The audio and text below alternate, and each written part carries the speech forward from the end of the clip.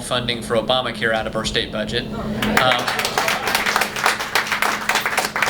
I'm not counting on that passing, I'll just warn you, but we're going to also offer some other good amendments. The state budget increases by well over $1 billion again this year, even after some cuts that were made in the Senate. When we say cuts, of course, we mean cuts to the rate of growth, not. And so we've got a lot that we want to look at.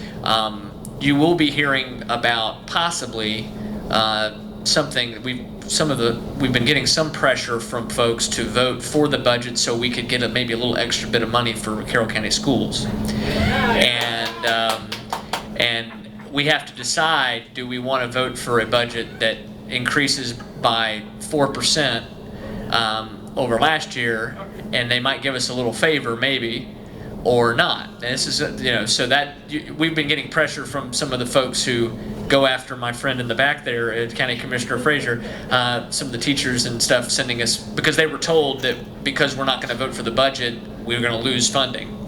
So we're trying to. Well, and I object to being strong-armed. I don't like to be strong-armed. I think you have to do what's right. And if I felt like the budget was reasonable, I'd be willing to vote for it, actually. I mean, I'm not afraid to come and tell you guys that. But unfortunately, the budget consistently goes up and up and up and up and up, and it's funded by tax increases. I'd like to be able to figure out a way to vote for a budget that would work, but I can't vote for something like that. So, because I don't think it's the right thing to do.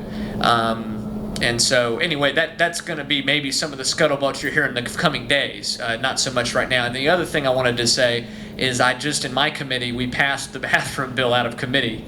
I didn't vote for it, of course. The bill that says that if you decide that if you're a dude and you think you want to be a lady, or if you're a lady and you think you want to be a dude and you decide to start dressing different and maybe get a radical hormone therapy or not, you'll be able to use the other bathroom. But it really goes deeper than that. The point of the bill really puts, it makes people who basically, in my opinion, have a mental illness and believe they're another sex, it puts them in the same protected class as someone who maybe is black or Jewish or a woman or a man. You're Catholic. You can't be fired from your job for being Catholic or being Jewish or being black or being gay.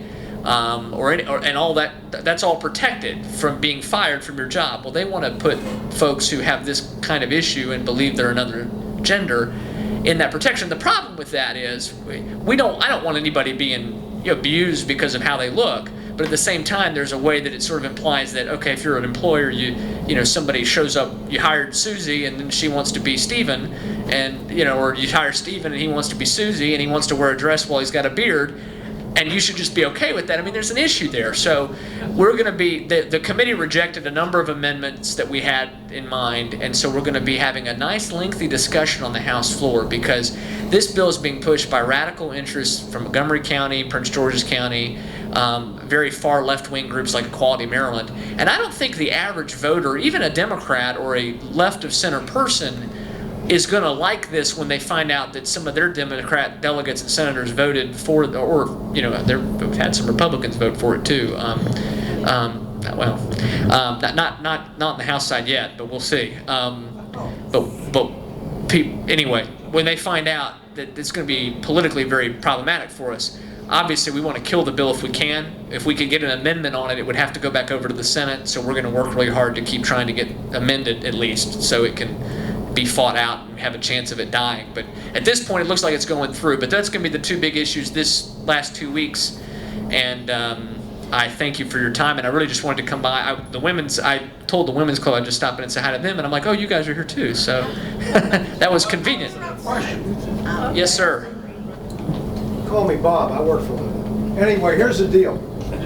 On this bathroom bill, or the man I feel like a woman bill, whatever you want to call it, fairly simple matter. You turn them upside down, you know what you got. But does this thing apply to public schools? So now, no, it does not. Public schools have been exempted out of the bill. Okay, so somebody can say they are whatever, and then go into the women's shower to admire the goods. See, what's interesting is 3 years ago, this bill passed the House of Delegates pretty convincingly, actually, but public accommodations was not in the bill, but schools were. So what they did this time is public accommodations are in the bill, but schools are exempted. But I mean, obviously in Annapolis, what we see is when you have an overwhelming monopoly that wants to dominate, they can find the votes to do pretty much whatever they want. So the goal for me personally is to see us work hard to elect more conservative people, constitutional people in the next election, particularly in the general election, the primaries too, of course. So, you know, that's kind of the next step we have to take. But thank you very much. It's good to see you all. But did you have something? I saw your hand Oh, up. I'm sorry, you had a hand You up. mentioned budget and you mentioned more money for schools. Carroll County school system this past year got $161 million, I believe it was, from the commissioners. 164 million. It's actually more than that. You have the 5 for bonuses and 3 one-time money for technology. That's the real number. They keep saying 160. 170 then, or 170. Their Okay. floor is 180. I'm sorry. This year, Carroll County's floor, the school system floor, is 180. Oh, 180.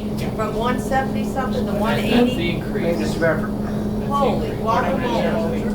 Well, your deduction was 1.1 million. Yeah, the discussion, and this is, and I just want to be honest and transparent with you about what the discussion is, because probably I could get this money if I promised to vote for this budget. I mean, I feel like I should be fair and honest with you. No, but I want to be honest with you that I think it's important to always think about everything and be sure you know what the choices are. $1.1 million.